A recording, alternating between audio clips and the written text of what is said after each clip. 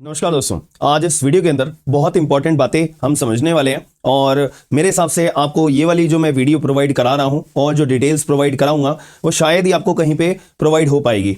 तो जितने भी लोग ये वीडियो को देखेंगे तो मेरी रिक्वेस्ट है शुरू से लेकर एंड तक जरूर देखिएगा। यहाँ पे आज की क्लास के अंदर हम बात करने वाले हैं कि अब भारतीय साक्ष्य अधिनियम हमारा एग्जाम के अंदर ज़्यादातर जो एग्जाम्स अभी आने वाले हैं जुडिशरी के या कोई भी लॉ एग्जाम आने वाले हैं उनमें भारतीय नागरिक सुरक्षा संहिता, भारतीय न्याय संहिता और भारतीय साक्ष्य अधिनियम ये नए सब्जेक्ट्स हमारे आएंगे ही आएंगे, क्योंकि अब यहाँ पे 1 जुलाई 2024 से हमारे नए कानून लागू हो चुके हैं।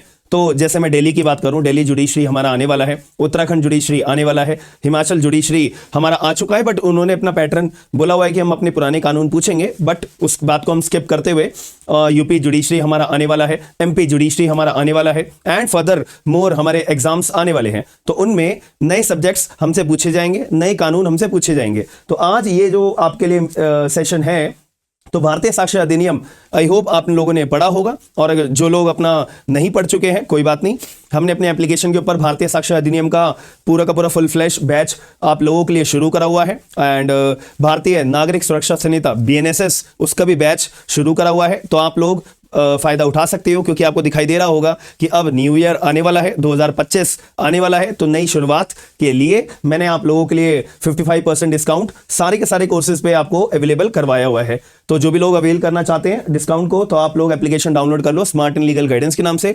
डिस्क्रिप्शन बॉक्स के अंदर आपको लिंक अवेलेबल होगा। तो मुद्दे की बात यह है, तो आज इस सेशन के अंदर मैं आपको कंप्लीट चेंजेस जो हमारे भारतीय साक्ष्य अधिनियम के अंदर आए हैं तो वो आपको मैं बताने वाला हूं। टोटल 17 चेंजेस है, ठीक है। तो अगर मैं ऐसे बात करूं, ऐसे 17 चेंजेस हैं जिनको आपको ध्यान रखना है एग्जाम पर्पस के लिए। अब भले वो प्रीलिम्स के पर्पस की बात हो रही हो या मेंस के पर्पस के लिए बात हो रही हो, 17 चेंजेस जो भारतीय साक्ष्य अधिनियम में एग्जाम पॉइंट ऑफ व्यू से हमें पता होने चाहिए। तो सबसे पहला है एप्लीकेबिलिटी को लेके कि अब हमारा भारतीय साक्ष्य अधिनियम एप्लीकेबल किन किन जगह पे होता है। पहले अगर मैं इंडियन एविडेंस एक्ट की बात करूं तो उसमें भी यही बात लिखी हुई थी कि जुडिशियल प्रोसीडिंग्स के ऊपर हमारा भारतीय साक्ष्य अधिनियम लागू होता है। लेकिन अगर कोर्ट मार्शल्स होते हैं, आर्मी वाले, एयरफोर्स वाले, नेवी वाले, उनके ऊपर हमारा इंडियन एविडेंस एक्ट लागू नहीं होता है। और अगर मैं नए कानून के हिसाब से बात करूं तो भारतीय साक्ष्य अधिनियम में यह बात क्लैरिफाई कर दी गई है कि भारतीय साक्ष्य अधिनियम आपका एप्लीकेबल होगा judicial proceeding and court marshals के ऊपर। बट यहां पे एक कंफ्यूजन आ जाती है कि यार इंडियन एविडेंस एक्ट मेरा कोर्ट मार्शल्स के ऊपर एप्लीकेबल नहीं होता था, आर्मी, एयरफोर्स एंड नेवी वालों के ऊपर, लेकिन अब क्या हमारा भारतीय साक्ष्य अधिनियम लागू होगा? इस बात का कंफ्यूजन सभी के मन में रहता है और आप यूट्यूब वगैरह पे भी सर्च कर लीजिएगा, तो इसके ऊपर कोई क्लैरिफिकेशन नहीं है। याद रखना हमारे जो भी कोर्ट मार्शल्स प्री इंडिपेंडेंस के टाइम पे बनाए हुए थे, तो जो ब्रिटिशर्स ने कोर्ट मार्शल्स बना रखे थे आर्मी वाले और एयरफोर्स वाले और नेवी वाले, केवल और केवल उनके ऊपर, उन कोर्ट मार्शल्स के ऊपर हमारा भारतीय साक्ष्य अधिनियम और इंडियन एविडेंस एक्ट लागू नहीं होता था। लेकिन जो हमारे कोर्ट मार्शल्स बनाए गए थे अपना आर्मी वाले हो या एयरफोर्स वाले हो या नेवी वाले हो, तो उनके ऊपर हमारा इंडियन एविडेंस एक्ट लागू होता था। अगर आप इंडियन एविडेंस एक्ट का बेयर एक्ट अगर आपके हाथ में है तो उसके फुटनोट्स आप चेक करोगे तो जो 1923 के टाइम पे हमारे प्री इंडिपेंडेंस के टाइम पे कोर्ट मार्शल्स बनाए हुए थे, उनके ऊपर केवल हमारा इंडियन एविडेंस एक्ट लागू नहीं होता था। लेकिन जो पोस्ट इंडिपेंडेंस जो पार्लियामेंट के द्वारा हमारे कोर्ट मार्शल्स बनाए हुए थे, कानून बनाए हुए थे, उनके ऊपर इंडियन एविडेंस एक्ट पहले भी लागू होता था और अब भारतीय साक्ष्य अधिनियम लागू हुआ है। इसीलिए अगर मैं बात करूं तो वहां पर हमारा जो कोर्ट मार्शल्स की बात करी हुई है, तो इसीलिए वहां पे केवल इतनी सी बात लिखी हुई है कि जो भारतीय साक्ष्य अधिनियम है वो सारे के सारे कोर्ट मार्शल्स के ऊपर एप्लीकेबल होगा। क्यों? क्योंकि प्री इंडिपेंडेंस वाले कोर्ट मार्शल्स तो अब हमारे देश में लागू होते ही नहीं है। तो जो पार्लियामेंट के द्वारा अपने कोर्ट मार्शल्स बना रखे हैं उनके ऊपर पहले भी इंडियन एविडेंस एक्ट लागू होता था और अब भारतीय साक्ष्य अधिनियम भी लागू होता है। तो अब इसको नया चेंज हम नहीं बोल सकते, क्योंकि इंडियन एविडेंस एक्ट तब भी लागू होता था और अब भी लागू होता है भारतीय साक्ष्य अधिनियम के रूप में।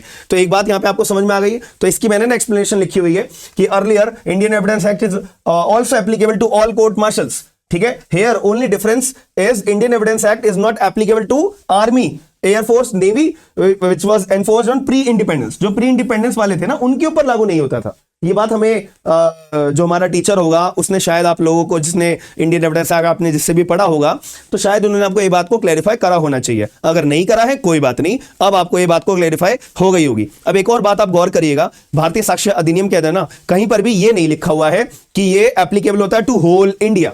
हमारे इंडियन एविडेंस एक्ट में तो लिखा हुआ था कि इंडियन एविडेंस एक्ट पूरे इंडिया के ऊपर लागू होगा, लेकिन भारतीय साक्ष्य अधिनियम में ये लाइन नहीं है। तो यार इससे हम क्या मतलब समझेंगे कि क्या हमारा भारतीय साक्ष्य अधिनियम पूरे इंडिया में लागू होता है, नहीं होता है? तो ये कंफ्यूजन वाली बात आ गई है। अब ये एग्जाम पॉइंट ऑफ व्यू से ये क्वेश्चन आपका प्रीलिम्स या मेंस में एग्जामिनर आपसे पूछने के एक्सपेक्टेशन रखेगा, तो इसका जवाब क्लियर यही हो सकता है कि अब हमारे पर्टिकुलर भारतीय साक्ष्य अधिनियम में एविडेंस की डेफिनेशन में भी इलेक्ट्रॉनिक और डिजिटल रिकॉर्ड्स नाम की चीज डाली है। और अगर डॉक्यूमेंट की डेफिनेशन हम बात करें तो इलेक्ट्रॉनिक और डिजिटल रिकॉर्ड का अगर आप डॉक्यूमेंट की डेफिनेशन में डाल दिया है, यानी कि अब इन शॉर्ट इलेक्ट्रॉनिक और डिजिटल रिकॉर्ड डॉक्यूमेंट के रूप में भी पढ़ा जाएगा और एविडेंस के रूप में भी पढ़ा जाएगा। तो इसीलिए भारतीय साक्ष्य अधिनियम हमारा एप्लीकेबल टू होल इंडिया, ये लाइन लिखना गलत होगा। क्यों? क्योंकि एक बात बताओ ना, इलेक्ट्रॉनिक और डिजिटल रिकॉर्ड तो इंडिया से बाहर बैठ के बनाया जा सकता है, नहीं बनाया जा सकता। अब मैं अपना लैपटॉप जो मैं अपना यूएसए के अंदर मैं अपना कोई डाटा सेव कर रहा हूं, यानी कि अभी लाइव क्लास चल रही है और मैं यूएसए के अंदर डाटा अगर ट्रांसफर कर रहा हूं, तो जो मैंने यूएसए के अंदर डाटा ट्रांसफर करा है उस पर्टिकुलर डाटा के ऊपर क्या मेरा एज अ इलेक्ट्रॉनिक या डिजिटल रिकॉर्ड मैं कोर्ट में अगर प्रोड्यूस करता हूं, तो क्या कोर्ट मुझे ये बोलेगा कि सॉरी ये आपका यूएस वाला डाटा है जो आपने स्टोर करके यूएस भेजा है, इसके ऊपर हम आपका भारतीय साक्ष्य अधिनियम लागू नहीं करेंगे? तो ये तो गलत बात हो जाएगी। तो इसीलिए भारतीय साक्ष्य अधिनियम जो हमारा नया कानून है उसके अंदर ये बात लिखी हुई नहीं है कि it is applicable to whole India. अगर ये बात लिख दी जाएगी तो गलत माना जाएगा इस बात को। क्यों? क्योंकि इलेक्ट्रॉनिक और डिजिटल रिकॉर्ड की सीमत जो हम एक सीमा सेट नहीं कर सकते हैं कि ये अगर स्टोर्ड होगा इंडिया में तो ही लागू होगा, इंडिया से बाहर अगर आपने स्टोर करा है तो वो पर्टिकुलर एविडेंसेस के ऊपर या वो पर्टिकुलर डॉक्यूमेंट्स के ऊपर हम आपका बीएसए लागू नहीं करेंगे, ये बोलना गलत होगा। इसीलिए बीएसए जो है हमारा लागू हर जगह पे होगा। अगर आपका कोई भी डाटा ऐसा है जो बाहर आपने स्टोर करा इंडिया से बाहर, तब भी उसके ऊपर बीएसए लागू होगा। इंडिया के अंदर अगर आपने कोई इलेक्ट्रॉनिक या डिजिटल रिकॉर्ड अपना डाटा स्टोर करा है एज एविडेंस के रूप में आप पेश करते हो, तो भी बीएसए आपके ऊपर लागू होगा। इसीलिए ये लाइन नहीं लिखी हुई है। कितने लोगों को ये बात समझ में आ गई है? एक बारी कमेंट बॉक्स के अंदर मेरे को जरूर बताना, तो कि मेरे को आप लोगों का एक्नॉलेजमेंट बहुत जरूरी है रहना। और एक इंपॉर्टेंट बात ये है, इसकी पीडीएफ कितने लोगों को चाहिए होगी, तो आप लोग ये भी मेरे को एक बारी कमेंट बॉक्स के अंदर बता देना। टोटल 17 चेंजेस है, केवल इतनी सी 17 की 17 बात आपको पढ़नी है, दिमाग में टिप्स पे याद रखनी है, और अभी हाथों हाथ आपको मैं याद भी करा दूंगा जिसमें आपको टेंशन नहीं होगी। एप्लीकेबिलिटी में 2 बातें याद रखनी है। एक तो applicable to whole India word, ये लाइन नहीं लिखी हुई है, क्यों नहीं लिखी हुई है इसका रीजन बता दिया। दूसरा, बीएसए एप्लीकेबल होता है कोर्ट मार्शल्स के ऊपर भी, अब पहले भी होता था और अब भी होता है, बट पहले लोग बताते नहीं थे क्योंकि प्री इंडिपेंडेंस वाली बात कोई इतना बताते नहीं थे। लेकिन अब मैंने आपको क्लैरिफाई कर दिया है कि कोर्ट मार्शल्स के ऊपर कोई बड़ा चेंज नहीं करा गया है। ठीक है जी, चलो ये बात भी हमारे को समझ में आ जाती है। दूसरा चेंज हमारा कोर्ट मार्शल्स का था, पहला चेंज हमारा एप्लीकेबिलिटी के ऊपर था कि होल इंडिया के लाइन लिखना सही नहीं होगा। कोर्ट मार्शल्स वाली बात भी मैंने आपको बता दी।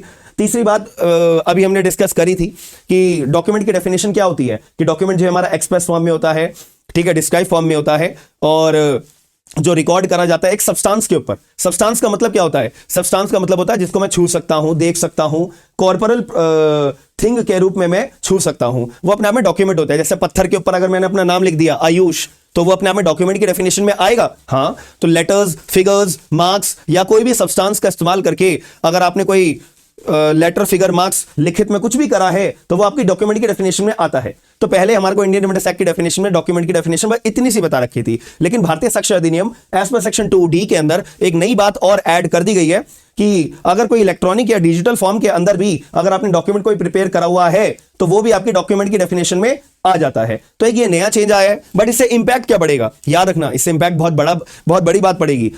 जैसे कि आप अगर अपना इंडियन एविडेंस एक्ट कानून खोलोगे तो उसमें डॉक्यूमेंट की डेफिनेशन में इलेक्ट्रॉनिक और डिजिटल रिकॉर्ड्स हमारे नहीं माने जाते हैं। तो अब अगर मैं इंडियन एविडेंस एक्ट की बात करूं तो अगर कोई इलेक्ट्रॉनिक और डिजिटल रिकॉर्ड के फॉर्म में अगर कोर्ट में कोई डॉक्यूमेंट पेश करा जाएगा तो उसको एज अ डॉक्यूमेंट नहीं माना जा सकता। अब अगर किसी इलेक्ट्रॉनिक और डिजिटल रिकॉर्ड को डेफिनेशन अगर हम डॉक्यूमेंट नहीं मानते हैं तो वो पर्टिकुलर प्राइमरी और सेकेंडरी के सेंस में हम प्रूव नहीं कर सकते। क्यों? कानून के हिसाब से कोई भी एक डॉक्यूमेंट को आप प्रूव करना चाहते हो, उनके कंटेंट्स को प्रूव करना चाहते हो, तो वो डॉक्यूमेंट अपने आप में प्राइमरी और सेकेंडरी के अंदर आप प्रूव कर सकते हो।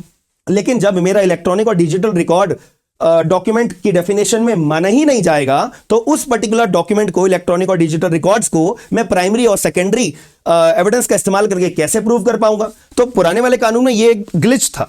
अब भारतीय साक्ष्य अधिनियम के अंदर डॉक्यूमेंट की डेफिनेशन में इलेक्ट्रॉनिक और डिजिटल रिकॉर्ड्स को डेफिनेशन में ऐड ऑन कर दिया गया है, उसको डॉक्यूमेंट बना दिया गया है। तो यानी कि इलेक्ट्रॉनिक और डिजिटल रिकॉर्ड्स को by way of primary evidence as per section 57 of BSA और secondary evidence as per section 58 read with section 60 के रूप में मैं कोर्ट में प्राइमरी या सेकेंडरी एविडेंस के रूप में कंटेंट्स ऑफ द डॉक्यूमेंट को मैं अब प्रूव कर सकता हूं, जो कि पहले नहीं कर सकता था, बिकॉज डेफिनेशन में पहले डॉक्यूमेंट के डेफिनेशन में बात ऐड नहीं करी हुई थी, लेकिन अब कर दी गई है। तो एक फायदे वाली बात है ये, ठीक है। ये मैंने आपको यहां पे लिख के बताया हुआ है। तो पहले इंडियन एविडेंस एक्ट के अंदर एक ही जरिया होता था प्राइमरी या सेकेंडरी एविडेंस आपको प्रूव करने का कि भाई सर्टिफिकेट की रिक्वायरमेंट होगी as per section 65 capital A 65 capital B of Indian evidence act. तो ये बात पहले एक सीमित सीमा तय करी हुई थी, लेकिन अब इस सीमा को थोड़ा बढ़ा दिया है। तो आप अगर कंटेंट्स और documents in the form of electronic और डिजिटल रिकॉर्ड्स प्रूव करना चाहते हो तो bye way of primary evidence भी आप प्रूव कर सकते हो, bye way of secondary evidence भी आप प्रूव कर सकते हो, कोई परेशानी नहीं आएगी। दैट्स इट, ठीक है। ये बात मैंने एक एक्सप्लेन करके लिखी हुई है। तो जब भी मैंने, और एक मेंस के अंदर आपका पेपर में क्वेश्चन ये भी आ सकता है कि अच्छा डिफरेंस आप बताइए इलेक्ट्रॉनिक और डिजिटल रिकॉर्ड्स के बीच में क्या होता है, कि all electronic records are digital records question mark explain, या all digital records are electronic records question mark, vice versa. तो क्या सारे के सारे इलेक्ट्रॉनिक रिकॉर्ड्स हमारे डिजिटल रिकॉर्ड्स माने जाते हैं, क्वेश्चन मार्क। तो ये मेंस में आपसे पूछा जा सकता है। तो आपको इसका डिफरेंस बहुत अच्छे से पता होना चाहिए कि एग्जाम के अंदर मैं अपना 2 नंबर में 3 नंबर में मुझसे पूछा जाएगा, उतना डिफरेंस तो आपको याद करके जाना पड़ेगा, ठीक है। तो ये थोड़ी सी कॉम्प्लिकेटेड बातें होती हैं, बट एग्जाम के अंदर आपसे कभी भी इलेक्ट्रॉनिक और डिजिटल रिकॉर्ड्स के रिगार्डिंग कभी भी टेक्निकल सवाल नहीं आएगा। क्यों? क्योंकि आप खुद देखिए सुप्रीम कोर्ट की गाइडलाइंस कोई भी एक तरह से एक्यूरेट नहीं जारी करी हुई है इलेक्ट्रॉनिक और डिजिटल रिकॉर्ड्स को लेकर।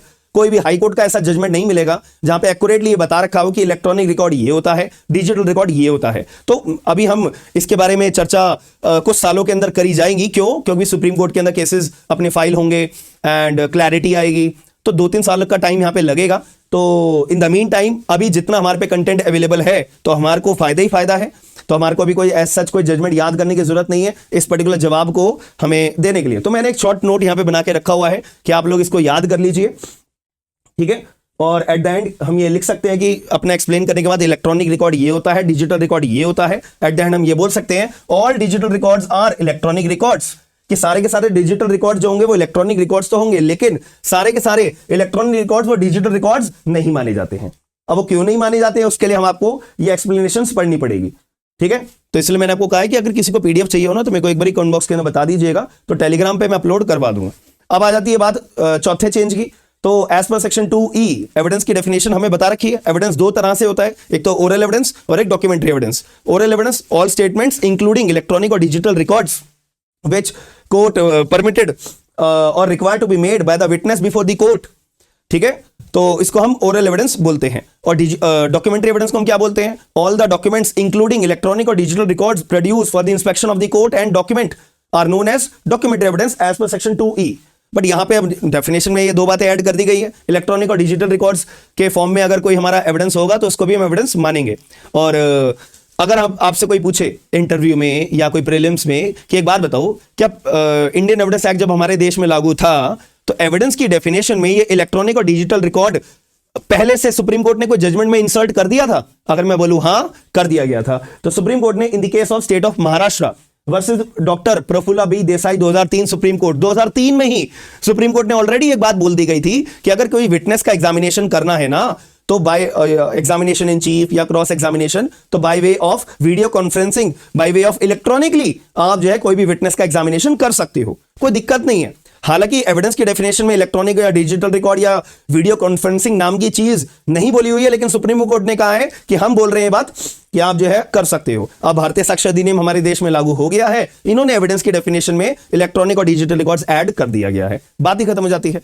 तो अब ये बात भी आपको क्लैरिफाई हो गई है, बट ये जजमेंट आपको कोट करना बहुत जरूरी है। It is very important judgement regarding the definition of evidence with respect to the electronic और डिजिटल रिकॉर्ड्स। ये बात समझ में आ गई। अब 5वें चेंज की बात करते हैं, रेस गेस्टे। रेस गेस्टे क्या होता है? अगर मैं पुराने कानून के हिसाब से बात करूं सेक्शन 6 इंडियन एविडेंस एक्ट, नए कानून के हिसाब से बात करूं सेक्शन 4 BSA। हालांकि जो रेस गेस्टे का टॉपिक है वो केवल सेक्शन 4 तक सीमित नहीं होता है, आगे जैसे सेक्शन 5 है, 6 है, फर्दर सेक्शंस तक हमारा रेस गेस्टे का जो कंसेप्ट है वो ब्रॉड कंसेप्ट है। इसीलिए जो लॉ मेकर्स थे, एक बात बताओ, father of Indian evidence act किसे बोला जाता है? कोई मुझे कमेंट बॉक्स में ये बात बता सकता है कि फादर ऑफ एविडेंस एक्ट किसे बोलते हैं?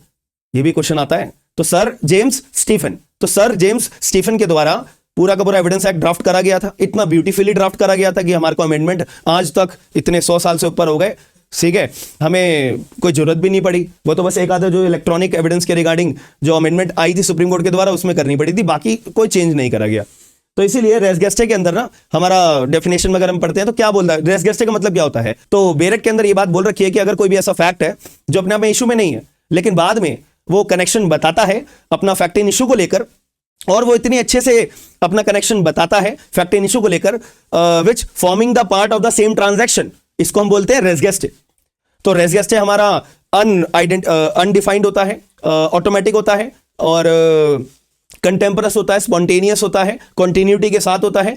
तो इस पर्टिकुलर फैक्ट को हम क्या बोलते हैं? रेस गेस्टे बोलते हैं। लेकिन बेरेट के अंदर आप बारीकी से अगर पढ़ोगे भारतीय साक्ष्य अधिनियम के, तो पहले पुराने अगर इंडियन एविडेंस एक्ट की बात करें तो वहां पे केवल फैक्ट एंड इशू के साथ में अगर कोई ऐसा फैक्ट है जो इशू में नहीं है लेकिन फैक्ट एंड इशू के साथ में अपना कनेक्शन बता रहा है, इतना अच्छे से कनेक्शन बता रहा है, which forming the part of the same transaction, उसको हम रेस गेस्टे बोलते थे। Section 6 of Indian evidence act के अंदर रेलेवेंट बोलते थे। लेकिन नए कानून के अंदर आप अगर बहुत बारीकी से पढ़ोगे ना तो फैक्ट एंड इशू तो लिखा हुआ है ना जहां पे, उसके साथ में लिख दिया और रेलेवेंट फैक्ट, यानी कि इसका मतलब है कि अगर कोई भी फैक्ट ऐसा है जो भी इशू में नहीं है लेकिन रेलेवेंट फैक्ट के साथ में कनेक्शन बता रहा है, ठीक है, फैक्ट एंड इशू के साथ में या तो कनेक्शन बना रहा है और रेलेवेंट फैक्ट के साथ अगर कनेक्शन बना रहा है, देन वो पर्टिकुलर फैक्ट भी हमारा क्या माना जाएगा? Forming a part of the same transaction, और उसे हम रेस गेस्टे का पार्ट मानेंगे। तो आपसे कोई पूछेगा कि रेस गेस्टे के अंदर कोई नया बदलाव आया है, आप बोलोगे यस। पहले इंडियन एविडेंस एक्ट के अंदर अगर कोई फैक्ट एंड इशू के साथ में रेलेवेंट होता था तो रेस गेस्टे हम मानते थे, लेकिन अब फैक्ट एंड इशू के साथ साथ कोई रेलेवेंट फैक्ट के साथ भी अगर कोई फैक्ट ऐसा है जो कनेक्शन बता रहा है इतना beautifully, which forming a part of the same transaction, उसे हम रेस गेस्टे बोलते हैं। बात खत्म हो जाती है। इसके रिगार्डिंग बहुत सारे केस लॉज भी हैं। R versus Foster, R versus Bedingfield, G Vijayvardhan Rao का केस है versus state of Andhra Pradesh, ठीक है, और सवल दास का केस है, बहुत सारे केसेस हैं। तो उसमें आप रेफर करके अपना मेंस का आंसर बहुत अच्छे से प्रिपेयर कर सकते हो। बट ये नई चेंज जो आया है ये याद रखिएगा। अब अगर मैं छठे चेंज की बात करूं, सेक्शन 22 बीएसए कन्फेशन के रिगार्डिंग बात करी हुई है। हालांकि ये कोई नया चेंज है तो सही, बट इतना बड़ा इंपैक्ट नहीं डाला है। बात वही है। एक बात बताओ, अगर कोई भी कन्फेशन रिकॉर्ड करवाया गया है डरा धमका के, देखो तुम जो है कन्फेशन अपना रिकॉर्ड करवा दो, अगर तुमने कन्फेशन रिकॉर्ड नहीं करवाया ना तो मैं तुम्हारे खिलाफ झूठे केसेस और दर्ज करवा दूंगा, ठीक है। तो ऐसे केस में अगर कोई व्यक्ति डर के माहौल में, डर की वजह से अगर अपना कन्फेशन रिकॉर्ड करवा देता था तो ऐसा कन्फेशन हमारा रिलेवेंट माना जाता है? नहीं माना जाता। तो अगर मैं सेक्शन नंबर 22 भारतीय साक्ष्य अधिनियम की सेक्शन को ध्यान से पढ़ूंगा तो वहां पे क्या बोला हुआ है कि अगर कोई भी कन्फेशन रिकॉर्ड करवाया गया है इंड्यूसमेंट के जरिए, थ्रेट के जरिए, प्रॉमिस के जरिए, तो वो कन्फेशन अपने आप में इररेलेवेंट माना जाएगा। ये बात लिखी हुई है क्रिमिनल प्रोसीडिंग्स के अंदर। लेकिन अगर मैं इंडियन एविडेंस एक्ट की डेफिनेशन पढ़ता हूं तो इंडियन एविडेंस एक्ट में लिखा था कि अगर कोई भी कन्फेशन इंड्यूसमेंट, थ्रेट, प्रॉमिस के जरिए अगर रिकॉर्ड करवाया जाता है वो कन्फेशन अपने आप में इररेलेवेंट होता है। लेकिन भारतीय साक्ष्य अधिनियम में एक नया वर्ड और जोड़ दिया गया है, कोर्जन। अच्छा एक बात बताओ, अगर ये वर्ड नहीं भी जोड़ते तो कोई इंपैक्ट ज्यादा पड़ता? इंड्यूसमेंट का मतलब भी एक तरह से डर पहुंचाकर, और थ्रेट का मतलब भी एक तरह से डर पहुंचाकर, कोर्जन का मतलब भी तो वही निकल के आता है। तो एक तरह से इन्होंने एक कॉन्ट्रैक्ट की डेफिनेशन को सिस्टमैटिक बनाने के लिए भारतीय साक्ष्य अधिनियम के अंदर भी एक नया शब्द जोड़ दिया गया है, कोर्जन। तो आपसे प्रीलिम्स में यह सवाल बन सकता है कि कन्फेशन में कोई बदलाव आया है? आप बोलोगे यस, एज पर सेक्शन 22 एक नया टर्म भारतीय साक्ष्य अधिनियम के अंदर कोर्जन जोड़ दिया गया है। हालांकि प्रैक्टिकल लाइफ के अंदर बात करें तो बड़ा कोई इंपैक्ट बनेगा नहीं। अब अगर मैं 7वें चेंज की बात करूं तो section number 24 BSA, section number 30 हमारा बीएसए, इसको हम साथ में अपना पढ़ते हैं कि कन्फेशन ऑफ को एक्यूज्ड।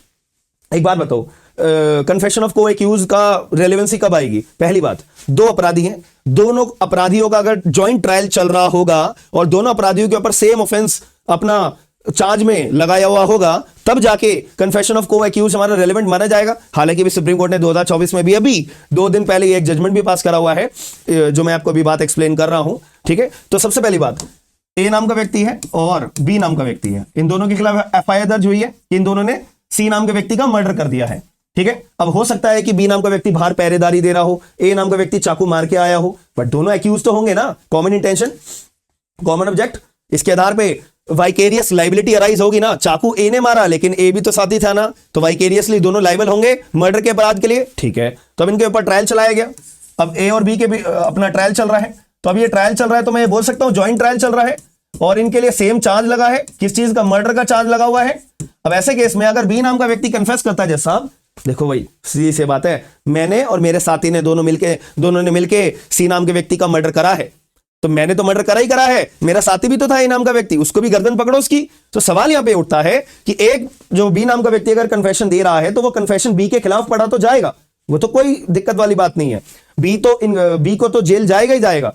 ठीक है, बट सवाल ये उठता है कि बी ने अपना जो कन्फेशन दिया है क्या वो ए के खिलाफ पड़ा जा सकता है? इसके लिए section 24 read with section 30 of BSA के अंदर अगर हम ये दो सेक्शन पढ़ते हैं तो कानून ने बोला हुआ है कि पहली बात पढ़ा जा सकता है, बट इसमें कोई इतनी ज्यादा रेलेवेंसी नहीं होगी। मतलब कि बी नाम के व्यक्ति ने अगर कन्फेशन दिया है तो बी को तो जेल में डाल देंगे, लेकिन इसका मतलब ये नहीं है कि हम ए नाम के व्यक्ति को भी जेल में पकड़ के डाल देंगे। इतनी सी बात आपको पहले बताओ, समझ में आ गई? ये एक वीक पीस ऑफ एविडेंस तो है, लेकिन बहुत वीक पीस ऑफ एविडेंस है। तो यहां पे प्रोसिक्यूशन को अपना case beyond reasonable doubt prove करना पड़ेगा। कैसे?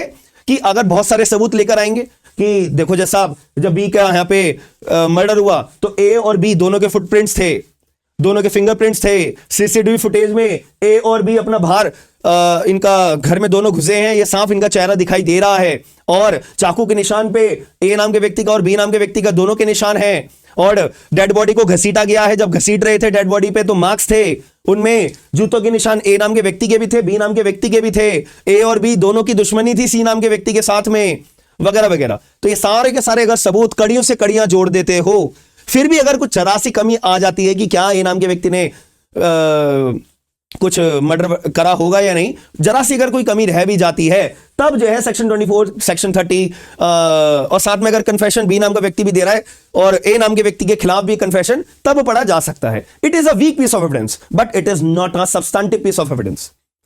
तो कन्फेशन ऑफ को accused is a weak piece of evidence but it is not a substantive piece of evidence. ये बात को याद रखिएगा। केवल बी ने कन्फेस कर दिया, इस आधार पे हम ए नाम के व्यक्ति को भी जेल में कन्विक्शन नहीं दे देंगे। अगर ऐसी कन्विक्शन होगी तो चैलेंज होके ये एक्विटल में कन्वर्ट होगी, याद रखिएगा।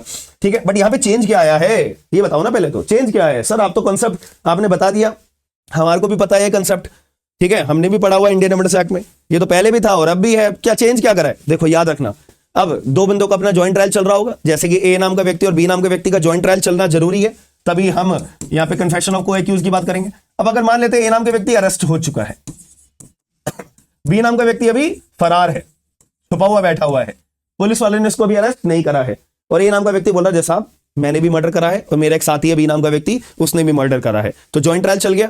अब सवाल ये उठता है कि अब बी नाम का व्यक्ति अगर अभी भगोड़ा है, अभी वो पकड़ा नहीं जा रहा है पुलिस के द्वारा, तो ज्वाइंट ट्रायल इनका चलाना है सेम ऑफेंस के लिए, तो अब ट्रायल कैसे चलाएंगे? तो इसके रिगार्डिंग सीआरपीसी के अंदर भी एज सच कोई क्लैरिटी नहीं थी कि अब ट्रायल आगे कैसे चलेगा। ठीक है, अब ट्रायल आगे कैसे चलेगा, क्योंकि अब हमारे को सजा सुनानी है तो दोनों को सजा सुनाएंगे। तो इसके लिए अब ने हमारा चेंज करा गया है। अगर आप भारतीय साक्ष्य अधिनियम ध्यान से बहुत बारीकी से पढ़ोगे, सेक्शन 24 सेक्शन नंबर 30, इसके अंदर एक नई बात ऐड कर दी गई है कि अब जो है ना आपको एक्सप्लेनेशन नंबर 2 ऐड करी गई है, नहीं जो पहले नहीं थी, ये एक्सप्लेनेशन नंबर 2 अपनी नई ऐड कर दी गई है जो पहले नहीं थी। इसके अंदर एक बात बोल दी गई है कि अगर कोई भी को एक्यूज्ड जिसको अभी अरेस्ट नहीं करा हुआ है, भगोड़ा बना हुआ है, वो एब्सकॉन्ड करके अपना चुपचाप छुप के बैठा हुआ है, तो कोई बात नहीं। अगर वो नहीं आ रहा है, नहीं गिरफ्त में आ रहा है, नहीं पकड़ा जा रहा है, नहीं अरेस्ट हो रहा है, कोई बात नहीं, हम अपना ये मानकर चलेंगे कि अपराधी है, और आगे चल के अगर प्रोसिक्यूशन अपना case beyond reasonable doubt prove कर दिया तो इसको हम कन्विक्ट भी कर देंगे।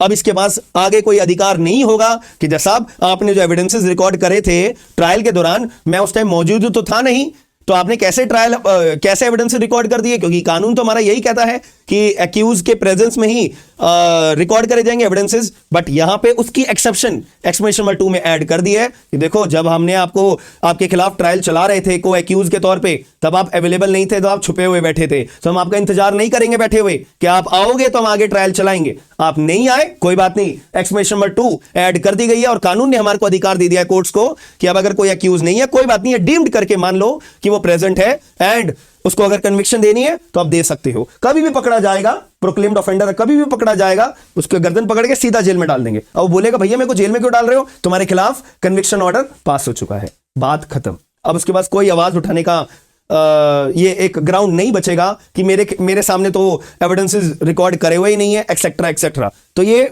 सेक्शन 273 था ना हमारा सीआरपीसी का।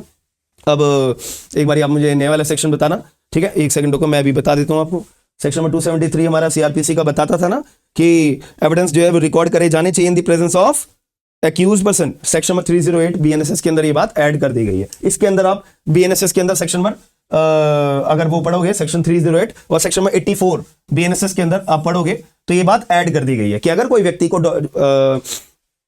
प्रोक्लेम्ड ऑफेंडर डिक्लेयर कर दिया जाता है तो उस केस के अंदर अगर उसके खिलाफ अगर कोई ज्वाइंट ट्रायल चलता है और ज्वाइंट ट्रायल में अगर वो अरेस्ट नहीं होता है कोई बात नहीं, तो उसके लिए हम बैठे नहीं रहेंगे। ट्रायल चलाओ, आराम से कन्विक्शन करनी है करो, बात खत्म। जब भी पकड़ा जाएगा उसको जेल में डाल देंगे। ये बात ऐड कर दी गई है। अब एक बार अगर हम बात करें तो बहुत इंपॉर्टेंट बात बता रहा हूं मैं आपको, इस पर थोड़ा सा गौर करिएगा। सेक्शन 35 एक हमारा ऐड पहले से नया एक सेक्शन है जो section 41 of Indian evidence act के साथ में हम पढ़ते हैं। जजमेंट इन रेम, तो 4 बातें होती है। आई मैप, मैंने बच्चों को ऐसे याद करवाया हुआ है आई मैप के तौर पे, इसकी शॉर्ट फॉर्म होती है। जजमेंट इन रेम कितने में होता है? आई मैप। आई से इंसॉल्वेंसी, एम से मैट्रिमोनियल, ए से एडमिरलिटी, पी से आता है प्रोबेट। तो अगर कोई भी कोर्ट के द्वारा जजमेंट, कंपीटेंट कोर्ट के द्वारा अगर कोई भी इंसॉल्वेंसी का मैटर के रिगार्डिंग जजमेंट, डिक्री, ऑर्डर या मैट्रिमोनियल के रिगार्डिंग जजमेंट, डिक्री, ऑर्डर या एडमिरलिटी के ऊपर, एडमिरलिटी मतलब जो सी के मुद्दे होते हैं, समुद्री मुद्दे, एडमिरलिटी, कोई भी जजमेंट, डिक्री, ऑर्डर, प्रोबेट के रिगार्डिंग कोई भी जजमेंट, डिक्री, ऑर्डर अगर पास करा जाता है तो वो अपने आप में क्या माना जाता है? कंक्लूसिव प्रूफ माना जाता है।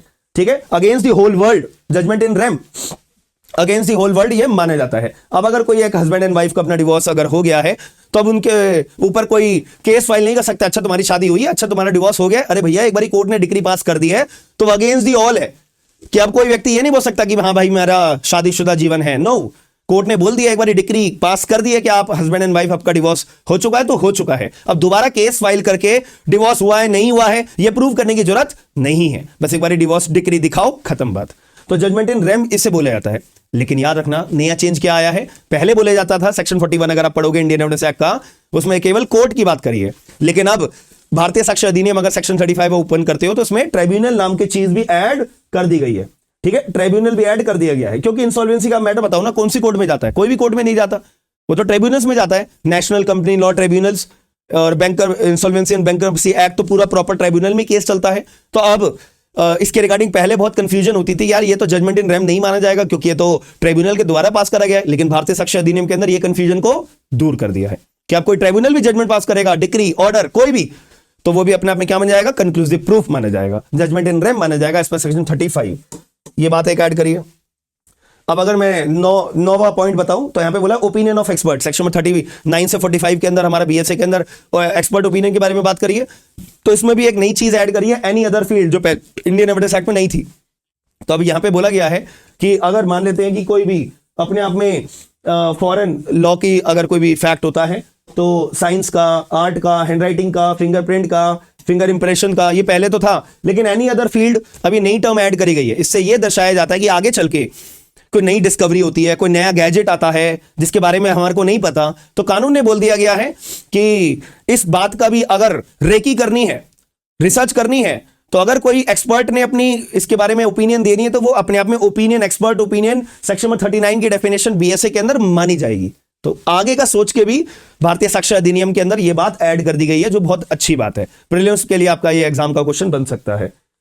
अब एक सेक्शन 57 आता है प्राइमरी एविडेंस, जैसे मैंने आपको अभी डॉक्यूमेंट के डेफिनेशन में भी बताया था। तो इसमें ना 4 नई एक्सप्लेनेशन ऐड करी गई है प्राइमरी एविडेंस के लिए। क्या प्राइमरी एविडेंस हम किस किस को और मानेंगे? एक्सप्लेनेशन 4 नई ऐड करिए, 5, 6, 7 जो पहले नहीं थी। पहले केवल 3 एक्सप्लेनेशन दी जाती थी। अगर आप इंडियन एविडेंस एक्ट अगर खोल के देखोगे, ठीक है, section 59 I guess Indian evidence act का है, अब सेक्शन 57 बीएसए का है, ठीक है, 54, 55 आप एक बार चेक करना, तो वहां पे केवल 3 एक्सप्लेनेशन थी। लेकिन अब नए वाले कानून के अंदर 4, 5, 6, 7, 8 ये 4 नई एक्सप्लेनेशन ऐड कर दी गई है। अब ये एक्सप्लेनेशन में 4 क्या कहता है? अगर आपको इलेक्ट्रॉनिक या डिजिटल रिकॉर्ड, जो मैंने अभी आपको कहा था ना कि इलेक्ट्रॉनिक और डिजिटल रिकॉर्ड में आपको डिफरेंस पता होना चाहिए। All digital records are electronic records but all electronic records are not digital records. इसके बारे में आपको एक देखो, मैं आप सीधी बात बोलूं, इसमें आपको रेक्टिफिकेशन करना पड़ेगा। डिफरेंस निकालना एज पर लॉ स्टूडेंट, हम साइंटिफिक अगर इंजीनियर होते तो हम डिफरेंस अच्छे से बता पाते, बट हम तो लॉ स्टूडेंट है, तो इसका डिफरेंस मेरे को लगता है कि एग्जाम के लिए आपको थोड़ा रट्टा लगाना पड़ेगा इसका, ठीक है, क्योंकि एज सच कोई सुप्रीम कोर्ट ने क्लैरिफिकेशन नहीं दे रखी है, कोई भी जजमेंट नहीं है जो क्लैरिफाई करता हो। ठीक है, चलो अभी मुद्दे पे आते हैं। तो इसमें बोला कि अगर कोई भी इलेक्ट्रॉनिक या डिजिटल रिकॉर्ड आप अगर रिकॉर्ड कर रहे हो, स्टोर कर रहे हो, क्रिएट कर रहे हो, साइमल्टेनियसली रिकॉर्ड भी, जैसे ये वीडियो में रिकॉर्ड कर रहा हूं, तो ये वीडियो मेरी लैपटॉप पे भी रिकॉर्ड हो रही है, मेरे गूगल ड्राइव पे भी रिकॉर्ड हो रही है, मेरे मोबाइल पे भी रिकॉर्ड हो रही है। तो ये जो मैंने मोबाइल पे रिकॉर्ड कर रहा हूं, गूगल ड्राइव पे रिकॉर्ड कर रहा हूं, लैपटॉप पे रिकॉर्ड कर रहा हूं, ये सारा अपने आप में क्या माना जाएगा? Primary evidence. खत्म बात। तो ये एक्सप्लेनेशन 4 में बोल दी गई है। एक्सप्लेनेशन 5 में क्या बोला है कि अगर आप जो है, मैं अगर मोबाइल अपना लेके जाता हूं, ये देखो जैसा इस मोबाइल पे मैंने अपनी ओरिजिनल रिकॉर्ड करी थी, तो ये मोबाइल अपने आप में प्रॉपर कस्टडी से मेरे से मैंने रिकॉर्ड करी, मेरा ही मोबाइल है, और मैं अगर प्रॉपर कस्टडी से कोर्ट में लेके जा रहा हूं, तो क्या ये प्राइमरी एविडेंस माना जाएगा? बिल्कुल माना जाएगा, as per explanation number 5। Explanation number 6 में क्या बोला हुआ है? एक्सप्लेनेशन 6 में यही बोला हुआ है कि अगर कोई वीडियो रिकॉर्डिंग आप कर रहे हो, साइमल्टेनियसली स्टोर भी कर रहे हो, ट्रांसमिट भी कर रहे हो, ब्रॉडकास्ट भी, जैसे मैं लाइव आ रहा हूं तो लाइव अगर मेरी क्लास कोई चल रही है, तो लाइव क्लास मेरी रिकॉर्ड भी हो रही है, यूट्यूब पे स्टोर भी हो रही है, एप्लीकेशन पे भी स्टोर हो रही है, लैपटॉप पे भी स्टोर हो रही है, और ब्रॉडकास्ट भी हो रही है लाइव। तो ये सारी चीजें अपने आप में क्या मानी जाएगी? प्राइमरी एविडेंस मानी जाएगी, as per explanation number 6। Explanation 7 की बात करी जाए कि अगर कोई भी मल्टीपल स्टोरेज में, अगर आप कोई भी, मैंने मल्टीपल स्टोरेज बता दिया कि मेरा एक कंप्यूटर मैं यूएस के अंदर भी है, तो मैं अगर लाइव ले रहा हूं, तो अगर यूएस के कंप्यूटर में भी मेरी स्टोर हो रही है, तो यूएस के अंदर जो मेरा लैपटॉप रखा है, अगर मैं वो लैपटॉप यूएस वाला कोर्ट में पेश करता हूं प्रॉपर कस्टडी में, ठीक है, तो आप अगर ये बताओ कि अगर बीएसए के अंदर ये लाइन लिख दी होती अगर कि बीएसए एप्लीकेबल होगा टू होल इंडिया, तो अगर यूएस वाला मेरा लैपटॉप है जिसमें मेरी इलेक्ट्रॉनिक या डिजिटल रिकॉर्ड में उधर स्टोर करके रख रहा हूं, तो यूएस वाला मैं लैपटॉप अगर कोर्ट में लेके आऊंगा, तो कानून के हिसाब से तो मेरा वो एविडेंस के रूप में पढ़ा नहीं जाएगा, इसीलिए लाइन लिखी नहीं है। तो अगर आप मल्टीपल सोर्सेज में भी स्टोर करके रख रहे हो, तो वो भी अपने आप में प्राइमरी एविडेंस के तौर पे ट्रीट करा जाएगा। Am I clear? ये बात सिंपल से समझ में आ गई? ठीक है। अब ऐसे ही अगर मैं प्राइमरी की बात कर रही हूं, तो बेचारा सेकेंडरी एविडेंस भी आएगा। तो सेकेंडरी एविडेंस सेक्शन नंबर 58, इसमें भी 3 नई बातें ऐड करी गई हैं। पॉइंट नंबर 6, एक्सप्लेनेशन नंबर 6, 7 और 8, जो पहले नहीं थी, ठीक है, जो पहले नहीं थी। तो इसको सिस्टमैटिक बनाने के लिए कि ओरल एडमिशन, रिटन एडमिशन और एविडेंस ऑफ पर्सन, जैसे कि अगर ओरल एडमिशन अब bye way of second evidence आप प्रूव करना चाहते हो तो कर सकते हो। याद रखना, पहले तो बताओ सेकंड एविडेंस हम कैसे प्रूव कर सकते हैं, ये आपको पता होना चाहिए। बहुत अच्छा क्वेश्चन बनता है इसके ऊपर मेंस के रिगार्डिंग। भाई सीधी सी बात है, जैसे ये कागज है मेरा, ठीक है, ये मेरा ये कागज है, इस कागज पे मैंने रिटन एडमिशन करा हुआ है, मैंने एक लाइन लिखी हुई है, ठीक है। अब मैंने ये लाइन लिखी हुई है, तो ये पेन से लिखी हुई है, मैंने खुद लिखी है, तो ये रजिस्टर में क्या माना जाएगा? Primary evidence. तो कोर्ट में केस चल रहा है ए वर्सेस आयुष, ठीक है। अब मेरे बीच में कोर्ट में डिस्प्यूट ये है, क्या आयुष सर ने ये अपना लाइन लिखी थी कंटेंट ये रजिस्टर के अंदर, तो अब ये प्रूव करनी है, क्या ये लाइन आयुष सर ने लिखी थी? तो अब कोर्ट क्या बोलेगा? भैया प्राइमरी एविडेंस लेकर आओ, वो डॉक्यूमेंट, वो रजिस्टर लेके आओ जहां पे ये लाइन लिखी हुई है। अब अगर मान लेते मेरे पे रजिस्टर है, तो ये रजिस्टर जाएगा कोर्ट में, एग्जिबिट बन जाएगा, ये प्राइमरी एविडेंस बन जाएगा, ठीक है। अब अगर मान लेते रजिस्टर पे पानी गिर गया, ये जल गया, गल गया, फट गया, तो अब कैसे प्रूव करोगे? अब इस रजिस्टर की कोई फोटोकॉपी रखी होगी, तो फोटोकॉपी मैं मुंह उठा के कोर्ट में लेके जाऊं, जैसा भी देखो फोटोकॉपी, ठीक है। तो ऐसे केस में क्या कोर्ट में पेश प्रूव कर सकते हो सेकंड एविडेंस? नो, नहीं कर सकते। तो इसके लिए पहले आपको कोर्ट से परमिशन लेनी पड़ती है कि जैसा मेरा प्राइमरी खो गया है, गल गया है, फट गया है, जल गया है। तो इसके लिए एज पर सेक्शन 60 की बात करिए, सेक्शन 60 में आपको सर्कमस्टांसेस बता रखी है कि अगर आपका प्राइमरी गल गया है, फट गया है, जल गया है, खो गया है, जो भी हो गया है, तो पहले वो बात आप पहले प्रूव करो। प्रूव करने के बाद पहले परमिशन लेके आओ कोर्ट से, परमिशन ले आते हो तब आपको अलाउ कर दिया जाएगा, ठीक है, आप सेकंड एविडेंस कोर्ट में पेश करिए। अब सेकंड एविडेंस होते क्या है, कौन कौन से मैं ला सकता हूं, उसके लिए सेक्शन 58 हमारे को बताता है। अब इसमें बोल दिया सेक्शन में एक पॉइंट नंबर 6 ऐड कर दिया, 7 ऐड कर दिया और 8 ऐड कर दिया कि अगर आपके पास कोई ओरल एडमिशन भी है तो वो भी आप सेकंड एविडेंस के तौर पे प्रूव कर सकते हो। रिटन एडमिशन भी है, व्हाट्सएप पे मैंने बोला था कि हाँ भाई तुम्हारे और मेरे बीच में कॉन्ट्रैक्ट बना हुआ है, ये पेन मैं 10 डब्बे पेन के आपको 100 रुपए में बेचूंगा। तो अगर कोई रिटन एडमिशन भी है, व्हाट्सएप की चैट भी है, कॉन्ट्रैक्ट की कॉपी मेरी खो गई है, गल गई है, फट गई है, जल गई है, तो रिटन एडमिशन व्हाट्सएप की चैट कोर्ट में पेश प्रूव करी जा सकती है, bye way of second evidence करी जा सकती है, बट सेक्शन 60 की कंडीशन अप्लाई होगी पहले, ठीक है। तीसरी बात, एविडेंस ऑफ एक्सपर्ट, जैसे कि ऐसा है बहुत सारे डॉक्यूमेंट है, करोड़ों लोगों के डॉक्यूमेंट है, अकाउंट्स के डॉक्यूमेंट है, डिटेल्स है। अब वो करोड़ों लोगों की डॉक्यूमेंट्स की डिटेल कोर्ट में लाई नहीं जा सकती है, बहुत भारी है। जैसे कि इसमें हम एक अपने सीए को भेजेंगे, सीए एक स्किल्ड पर्सन है, कंपनी सेक्रेटरी, ठीक है, या चार्टर्ड अकाउंटेंट, तो वो पूरे अकाउंट्स को चेक करेगा, देख रेख करेगा।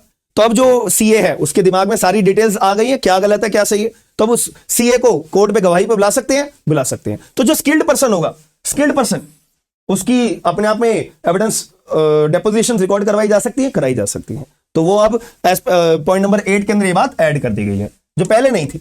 M I clear? Section 60 secondary evidence, ये अपनी एक्सप्लेनेशन 4, 5, 6, 7 जो ऐड करी है ना सेक्शन 58 में, इसके साथ में हम पढ़ते हैं, मैंने एक्स्ट्रास में लिख दिया है। पॉइंट नंबर 13 की अगर मैं बात करूं, पॉइंट नंबर 13 हमारा सेक्शन में 63, पहले 65 कैपिटल ए 65 कैपिटल बी नहीं होता था, तो सर्टिफिकेट लेने पड़ते थे। तो यहां पे 63 में बोल दिया भाई देखो 2 लोगों के सर्टिफिकेट लगेंगे। अब मेरा ये मोबाइल है, ठीक है, मेरा ये मोबाइल है, अब इस मोबाइल के अंदर कोई डाटा है, ठीक है। अब एक तो सर्टिफिकेट मैं दूंगा कि हाँ ये मेरा मोबाइल है और इस मोबाइल के अंदर जो डॉक्यूमेंट्स हैं वो अपने आप में ओरिजिनल फॉर्म के अंदर है। दूसरा सर्टिफिकेट एक एक्सपर्ट देगा कि हाँ मैंने इस मोबाइल को पूरे रेकी करी है और इस मोबाइल में जो डाटा है वो ओरिजिनल है। तो एक सर्टिफिकेट मेरा लगेगा और एक सर्टिफिकेट एक्सपर्ट का लगेगा, 2 लोगों के सर्टिफिकेट लगेंगे। यही बात क्लैरिफाई करिए सेक्शन 63 के अंदर। आप सेक्शन 63 का क्लॉज नंबर 4 का पॉइंट नंबर सी पढ़ोगे तो जो पर्सन लेके आ रहा है अपना मोबाइल इलेक्ट्रॉनिक या डिजिटल रिकॉर्ड, एक तो उसका सर्टिफिकेट, एक एक्सपर्ट का सर्टिफिकेट लगेगा। सेक्शन 63 क्लॉज 4 का सी के अंदर ये बात ऐड करी हुई है, ठीक है। ये बात को आपको बहुत इंपॉर्टेंटली याद रखना है, यही बेरक के अंदर आपको पूछी जाएगी जो पहले नहीं थी, ऑब्वियस सी बात है, ठीक है। अब नया बात करें सेक्शन 122 बीएसए के अंदर एस्टॉपल के अंदर बात करिए। एस्टॉपल में हल्का सा चेंज आया है और बहुत इंपॉर्टेंट चेंज है, मेंस का क्वेश्चन बनता है इसके रिगार्डिंग। तो पहले ये टर्म नहीं थी, और एनी टाइम देयर आफ्टर, ये पहले ये टाइम ये लाइन नहीं थी, लेकिन अब बीएसए के अंदर ये बात ऐड कर दी गई है। अब इससे इंपैक्ट क्या पड़ेगा? सीधी सी बात है, एक ए नाम का व्यक्ति था, मैं आपको एक एग्जांपल भी बना के लिखा हुआ है इस पीडीएफ के अंदर, क्योंकि जरा सी भी बच्चे को कंफ्यूजन नहीं आनी चाहिए। कंफ्यूजन अगर आएगी तो परेशान होगा। जैसे ए नाम का व्यक्ति है, मैं आपको थोड़ा सा चार्ट ऐसे बना के बता देता हूं। ए नाम का व्यक्ति, इसके पास एक घर है, इस घर को किराए पे दे रखा है बी नाम के व्यक्ति को, रेंट पे दे रखा है 10,000 रुपए महीने के तौर पे। अब हर महीने बी नाम का व्यक्ति 10,000 रुपए ए को देगा, मकान मालिक को, ठीक है। अब अगर बी से कोई पूछेगा तुम्हारा मकान, और ये अपना 11 महीने के लिए रेंट पे दे रखा है, ठीक है। 11 महीने कब से कैलकुलेट होंगे? मान लो 1 जनवरी 2024 से लेके 1 नवंबर 2024, ठीक है, 11 महीने तक।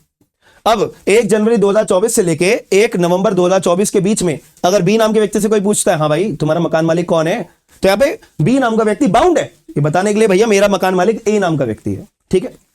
अब 1 दिसंबर 2024 आ गया, अब इनका ए और बी का आपस में कोई कॉन्ट्रैक्ट नहीं है, कोई एग्रीमेंट नहीं है, कोई रेंट एग्रीमेंट नहीं है, खत्म हो चुका है, 11 महीने का था, वो अपना घर खाली करके जा चुका है। बी नाम के व्यक्ति से पूछा अच्छा जहां तुम पहले रहते थे तुम्हारे मकान मालिक का नाम क्या था? अरे भाई पता नहीं कौन था मेरा मकान मालिक, मेरा कोई मकान मालिक नहीं था। तो बी नाम का व्यक्ति अब ऐसे केस में बाउंड नहीं था कि उसका मकान मालिक कौन है कौन नहीं है, ये बात को बताने के लिए। ऐसा इंडियन एविडेंस एक्ट के अंदर सेक्शन 115 से लेकर 117 एस्टॉपल का टॉपिक पढ़ते हैं तो ये बात लिखी हुई थी। लेकिन अब यहां पे नए कानून के अंदर बात ऐड कर दी गई है, एक लाइन ऐड कर दी गई है, मैं भी ऊपर जो लिखी हुई थी, और एनी टाइम देयर आफ्टर ये बात ऐड कर दी गई है। इसके अंदर ये बात बोल दी गई है कि अब जब आपके बीच में कॉन्ट्रैक्ट नहीं भी है, यानी 1 दिसंबर 2024 को ए और बी के बीच में आपस में टेनेंसी का और लैंडलॉर्ड का आपस में कोई रिश्ता है भी नहीं, तब भी बी इज बाउंड कि अगर आगे चल के जब कॉन्ट्रैक्ट खत्म हो चुका है उसके बाद बी नाम के व्यक्ति से अगर कोई पूछता है कि हाँ भाई तुम्हारा मकान मालिक कौन था, तो बी बाउंड है कि उसको बताना पड़ेगा कि भाई हाँ जब मैंने किराए पे लिया था ना 1 जनवरी 2024 से लेके 1 नवंबर 2024 तक मैं मकान में था, उस मकान मालिक का नाम था ए नाम का व्यक्ति, बिकॉज एस्टॉपल का रूल लग जाएगा, ठीक है। बट पहले बात नहीं लिखी हुई थी, पहले केवल जब कॉन्ट्रैक्ट है आपके और आपके बीच में तब तक के लिए बाउंड थे। लेकिन अब बीएसए के अंदर ये बात बोल दी गई है कि अब आप जब टेनेंसी आपकी खत्म हो जाएगी तब भी आप बाउंड बने जाओगे, ठीक है। बहुत इंपॉर्टेंट बात है ये भी। चलो जी, अब 15वां चेंज हम देखते हैं। Section 131 BSA information as to the commission for offence. देखो अगर कोई पुलिस इन्वेस्टिगेशन करती है तो वो अपने वो होते हैं ना सीक्रेट एजेंट्स, अब खबरी तो खबरी लोग फोन करते हैं हाँ जी पुलिस ऑफिसर वो जो आप जिसको ढूंढ रहे हो ना वो एरिया में आ चुका है, आज उसको अरेस्ट कर लो। सीक्रेट एजेंट, चाय वाला सीक्रेट एजेंट हो जाता है, अखबार बांटने वाला सीक्रेट एजेंट होता है पुलिस वालों का, हाँ है ना। तो एक बार बताओ जब पुलिस वाले इन्वेस्टिगेशन कर रहे हैं, ठीक है, तो पुलिस वालों को आप कटघरे में बुलाओ, कटघरे में कि हाँ बताओ कौन से अखबार वाले ने तुम्हारा सीक्रेट एजेंट कौन है पुलिस वालों बताओ। तो ऐसे केस में अगर पुलिस वालों से तुम ये बात पूछोगे तो ये तो गलत हो जाएगा, नहीं होगा। ऐसे तो कोई भी पुलिस वाले का सीक्रेट एजेंट कोई भी खबरी बनने को राजी होगा ही नहीं। तो ऐसे केस में क्या पुलिस वालों को कंपेल किया जा सकता है? नहीं किया जा सकता। बट यहां पे नए कानून के अंदर एक गड़बड़ी कर दी है। बहुत बड़ी गड़बड़ी कर दी है। सुप्रीम कोर्ट में अभी ये केस चैलेंज, अब इसके रिगार्डिंग अमेंडमेंट होगी, ऐसा मेरा मानना है, आने वाले टाइम में 100% होगी। पहले क्या शब्द इस्तेमाल करा जाता था? वेंस। पहले अगर मैं सेक्शन 125 इंडियन एविडेंस एक्ट में पढ़ूंगा तो वेंस वर्ड यूज करा जाता था। वेंस का मतलब होता है फ्रॉम हुम। आपने किससे ये जानकारी ली? आपको किस व्यक्ति ने, कौन से सीक्रेट एजेंट ने आपको ये जानकारी दी है? पुलिस वालों ये बताओ। इसके लिए पुलिस वालों को कंपेल नहीं करा जा सकता था, वेंस। लेकिन नए कानून के अंदर जिसने बनाया होगा, ड्राफ्ट करा होगा, उन्होंने वेंस को लिखा होगा कि भैया गलत स्पेलिंग है तो वैन होनी चाहिए। अब ये वैन कर दिया। अब वैन का मतलब होता है वैन, कब आपको ये जानकारी मिली, कब? यानी कि पुलिस वाले से अब क्रॉस एग्जामिनेशन अगर मैं कर रहा हूंगा, अगर मैं वकील, तो मैं पुलिस वाले से कब आपको जानकारी मिली है ये बात नहीं पूछ सकता। लेकिन अब मैं ये पूछ सकता हूं तुम्हारा सीक्रेट एजेंट कौन था, कब, किस व्यक्ति ने तुम्हारे को ये जानकारी दी है, ये बात मैं पूछ सकता हूं। यानी कि पुलिस वालों को क्रॉस एग्जामिनेशन में कंपेल करा जा सकता है अपने सीक्रेट एजेंट का नाम डिस्क्लोज करने के लिए, जो कि पहले नहीं था। तो ये अमेंडमेंट सुप्रीम कोर्ट में होगी, वैन को दोबारा वेंस बनाया जाए, इसके रिगार्डिंग अमेंडमेंट होगी, याद रखना। बट नया चेंज है तो आपको ये बात पता होनी चाहिए। आई होप आपको ये शायद किसी ने बताई हो। ठीक है, अब ठीक है जी। अब एकम्प्लाइज क्या होता है? Partner in crime. ठीक है, अब अगर एकम्प्लाइज में एक नया चेंज ये हुआ है, एक बात बताओ कि पहले कानून में क्या बोला हुआ था कि एकम्प्लाइज की स्टेटमेंट के बेसिस पे हम किसी भी अक्यूज को कन्विक्ट नहीं करेंगे। कब नहीं करेंगे? अगर एकम्प्लाइज की जो स्टेटमेंट है उसको कॉरोबरेट ना किया जाए।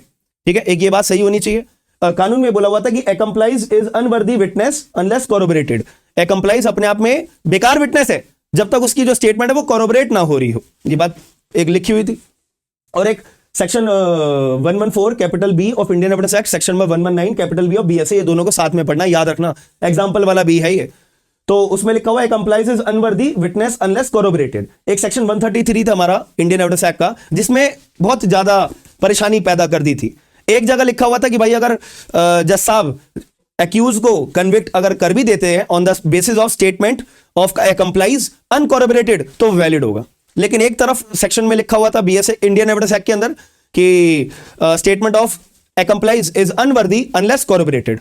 तो दोनों कॉन्ट्राडिक्टरी बात थी, तो हम किसकी बात माने, कौन से सेक्शन को रेफर करेंगे? तो इस बात का क्लैरिफिकेशन बोबनी साहू वर्सेस किंग 1949 के अंदर दे दिया गया था कि एक्यूज को कन्विक्शन जब ही होगी on the basis of statement of complies, जब उसका कॉरोबरेशन होगा। अगर कंप्लाइज ने एक स्टेटमेंट दी और उस स्टेटमेंट को कॉरोबरेट करा तब आप एक्यूज को कन्विक्ट कर सकते हो। ये बात अपनी क्लैरिफाई करी थी जजमेंट के बेसिस पे, और यही बात को हमारे नए कानून के अंदर अगर हम 138 section 138 BSA and 119 capital B example number B of BSA पढ़ते हैं तो इसमें दोनों जगह पे अब अपना बात बहुत अच्छी कर दी गई है। ये कंफ्यूजन डिलीट कर दी गई है कि अब अगर कोई कंप्लाइज ने अपनी स्टेटमेंट दी है और उसका स्टेटमेंट का कॉरोबरेशन होता है तब एक्यूज की अगर कोई कन्विक्शन होती है वो वैलिड कन्विक्शन मानी जाएगी। बात खत्म। बट पहले ये कंफ्यूजन थी, तो इसके रिगार्डिंग आप कभी भी देखना पीवाईक्यू के, अगर आपके पास मेंस की बुक होगी तो कंप्लाइज के ऊपर मेंस के अंदर बहुत सारे सवाल आते थे ये जजमेंट को पूछने के लिए और ये दो बातों को जवाब देने के लिए। लेकिन अब आने वाले टाइम में ज्यादा कंप्लाइज के रिगार्डिंग क्वेश्चन नहीं आया करेंगे। ठीक है, अब लास्ट चेंज ये है सेक्शन 165 बीएसए, एक नया प्रोविजन ऐड करा गया है। ठीक है, जो पहले नहीं था, क्लॉज नंबर 3 ऐड नया करा गया है जो पहले नहीं था सेक्शन 165 बीएसए के अंदर। इसमें एक नई बात ऐड ये कर दी गई है कि भाई अगर कोई प्रेसिडेंट की या मिनिस्टर्स की आपस में कॉन्वर्सेशन जो होती है ना, इसको आप पब्लिकली डोमेन में डिस्क्लोज नहीं कर सकते। बात खत्म। ये प्रिविलेज कम्युनिकेशन के अंदर मानी जाएगी। क्लियर है? चलो जी, अब आप लोगों को ये अगर ऑफर का फायदा उठाना है तो आप लोग एप्लीकेशन डाउनलोड कर सकते हैं स्मार्ट एंड लीगल गाइडेंस के नाम से। तो आपको भारतीय साक्ष्य अधिनियम का बैच मिल जाएगा एंड भारतीय नागरिक सुरक्षा संहिता का बैच मिल जाएगा, और आपको जो है कॉन्स्टिट्यूशन का कंप्लीट बैच मिल जाएगा, ट्रांसफर प्रॉपर्टी एक्ट का कंप्लीट बैच मिल जाएगा, फैमिली लॉ का जिसमें पूरा complete Hindu law Muslim law with judgments, latest judgment, latest amendments, आपको सारी की सारी चीजें मिल जाएंगी। और भी बतेरे बैचेस हैं, तो जो भी बैच आप अवेल करना चाहते हो तो 55% डिस्काउंट 22 दिसंबर 2024 से लेकर 5 जनवरी 2025 तक ये वैलिड रहेगा। 55% डिस्काउंट, ठीक है, हर एक कोर्स के अंदर। तो जितने भी लोग हैं आप फायदा उठा सकते हो। बाकी आपको ये क्लास लेने के बाद में कैसा लगा एक बारी मुझे जरूर बताइएगा। हम मिलते हैं नेक्स्ट क्लास के अंदर। Bye, take care, signing off, have a good day.